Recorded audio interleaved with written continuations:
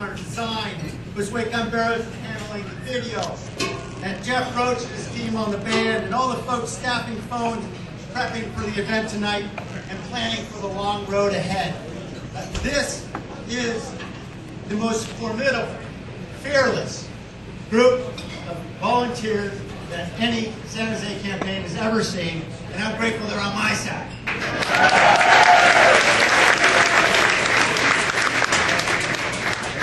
And they're led by the fearless Jonathan Padilla.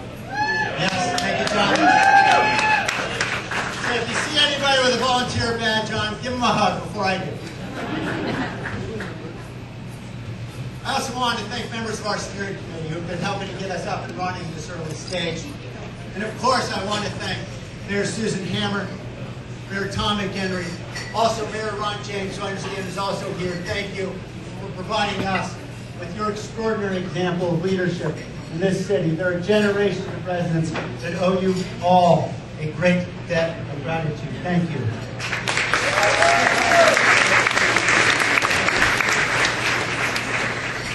So I know members of my family are here, and I think my mom and dad were over here somewhere. Mom and Dad, thank you for your loving support for 43 years. And I know Paul and Laura and Kathleen and Tony are here. Thank you for being here and showing your support. And I guess I know there's someone else who's very special that I need to thank and want to thank very much. And she is a tireless advocate for thousands of kids who are facing a lot of tough obstacles in life. She also happens to be my partner, my friend, and the love of my life, and she's pretty cute too. Jessica, thank you. I love you.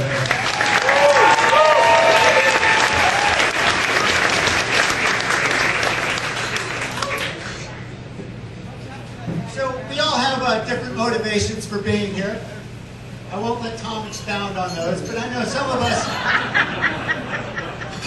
have been lifelong friends, and others have met along life's path. But fundamentally, I believe that each one of you are here because you and I share something in common. We share an aspiration. We aspire that one day San Jose will become a city as extraordinary as its citizens. We want to live in a city that we can confidently call a city we can confidently call a great city. Not simply a place where our neighbors refer to a good neighborhood or a nice place to live, but a great city without qualification. Those who came before us had no hesitation saying so. My grandfather, Sam, lived over on North 5th Street, and he'd tell me and anybody else who came by that he lived in the greatest place on the planet.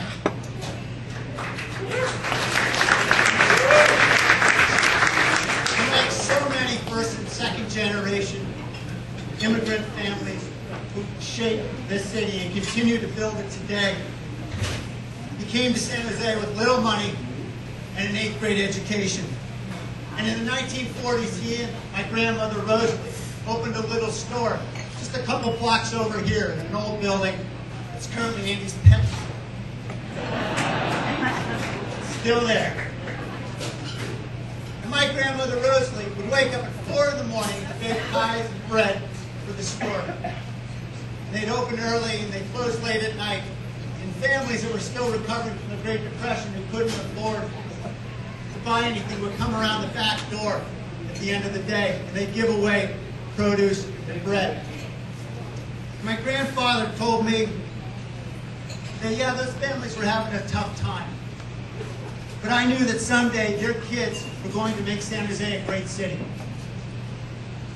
Of course, my grandfather's faith, his conviction about this community's future has been shared by generations of women and men with limited means who have immigrated to San Jose from places throughout the globe, from Addis Ababa to the Azores, from Jalisco to Hanoi.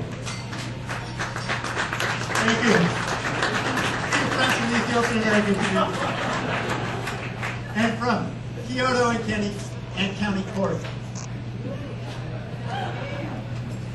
These ordinary women and men came to San Jose inspired to lead extraordinary lives.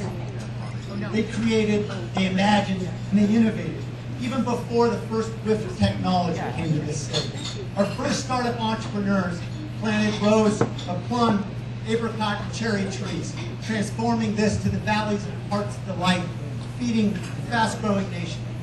But San Jose would soon become much more. San Jose would become the place where APG and INI would concoct a disruptive idea that banks didn't need to just serve the wealthy. They could serve immigrant families and small businesses recovering from the great earthquake, and you could transform a small local bank to the largest bank in the world. San Jose would become the place where an immigrant named Paul Masson would start a small business just a couple blocks away that would launch California's iconic wine industry. Where Charles Harold would create the nation's first commercial radio station. Where a team of researchers would invent the disk drive.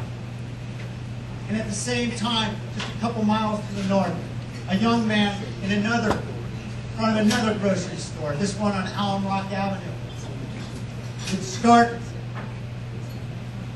with a mere boycott. And with that, Cesar Chavez planted the seed of a movement that would soon awaken the conscience of a nation. That's your San Jose. And it's the same place where a pioneering group of women, many of whom are here tonight, including Susan Hammer, Blanca Alvarado, Diane McKenna, Shirley Lewis, Judy Stabile, would, by their leadership in the 1980s, brand San Jose as the feminist capital of the United States.